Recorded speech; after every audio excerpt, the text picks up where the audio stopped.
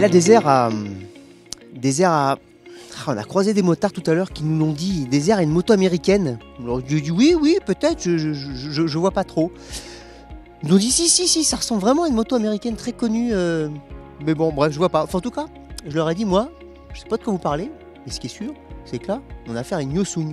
Et la moto, elle vient de Corée du Sud. Elle vaut 3 990 €. Elle fait à peine 125 cm3 et elle fait 14 chevaux. Ah ouais, et ben ils étaient scotchés. Ils avaient des grosses motos. Et nous aussi on avait une grosse moto. Et ils ont été plutôt impressionnés par le gabarit de cette 125, surtout surpris par l'appellation 125.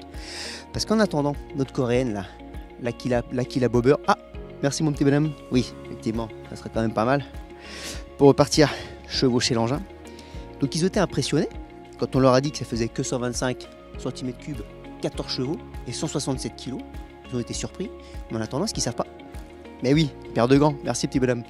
Ce qu'ils ne savent pas, c'est que ce petit V2 ouvert à 60 degrés, avec 3 soupapes par cylindre, refroidissement liquide, un arbre à cam par cylindre, mais 3 soupapes, eh bien, il a des bonnes capacités pour emmener la masse de cette moto. En fait, il ne faut pas être impressionné par cette moto. Pourquoi?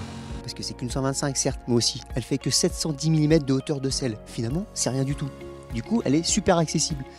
Pas besoin d'être grand pour monter sur cette moto là, on a tout de suite les pieds par terre et elle met tout de suite en confiance. Elle n'est pas si grosse que ça quand on monte dessus à l'entrejambe, elle rassure, il n'y a pas de souci. Ce qui caractérise aussi cette machine, cette bobber, c'est la taille de ses roues.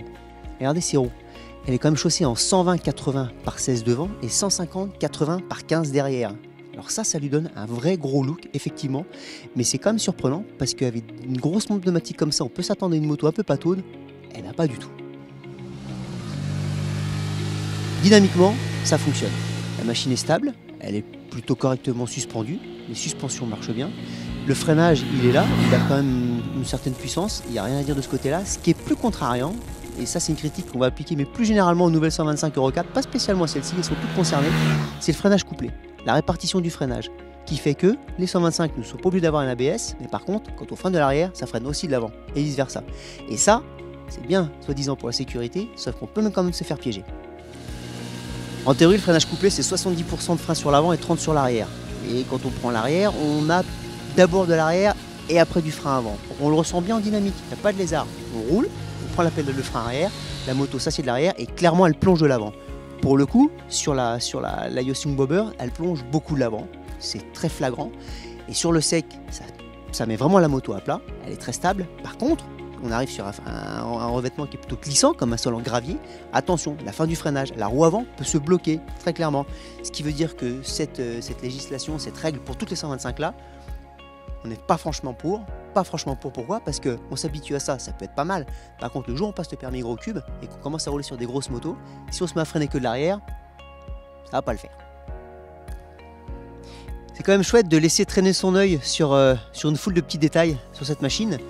À commencer par ce tableau de bord, cet afficheur, qui dénote un tout petit poil avec une toute petite tendance sportive. Mais finalement, ça marche bien, ça s'accorde bien. Un afficheur analogique pour le contour, une fenêtre numérique pour renseigner sur un maximum de choses. Il y a une jauge à essence sur cette moto-là, qui nous a peut-être pas paru super précise, mais en tout cas, elle a le mérite d'être là et de signaler la réserve. Il lui manque un afficheur de rapport engagé. Bon, finalement, c'est pas si grave. Hein. La boîte 5, on la sent bien, on la fait bien fonctionner à l'oreille. Une boîte bien étagée d'ailleurs, qui accompagne particulièrement bien ce moteur, donc tout ça c'est plutôt cool. La poignée de gaz, elle a un tirage un peu excessif. Ouais, faut enrouler du gaz, faut vraiment rouler la poignée pour tirer tout ça à fond, mais bon finalement c'est encore un détail auquel on se fait. Le gros boîtier de filtre à air, ouais, comme celle qu'elle veut imiter du côté des US, la boîte à air sur le côté elle est un peu proéminente. On l'a dans la jambe, dans le genou, bon c'est pas du tout délirant. Et puis la position basse, la selle est confortable, on a une assise vraiment relaxe là-dessus. Et on sent même qu'on pourrait rouler à deux. Pour en revenir à cette troupe de bikers croisée cet après-midi, c'est assez amusant. On s'est presque senti jalousé.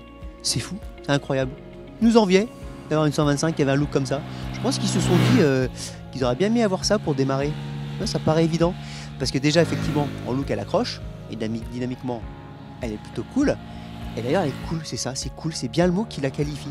On roule à la cool. Même si le moteur, finalement, il est bien élastique. Il nous permet d'enrouler. Il a de la longe jusqu'à 11 mi-tours minute. ça vibre pas énormément dans les tours. Et bah, puis du coup, on se balade, on observe, on flâne, et puis on s'y croit sur celle qu'ils ont appelée, il me semble, quelque chose comme. Enfin, la production américaine, bref, je me souviens plus trop.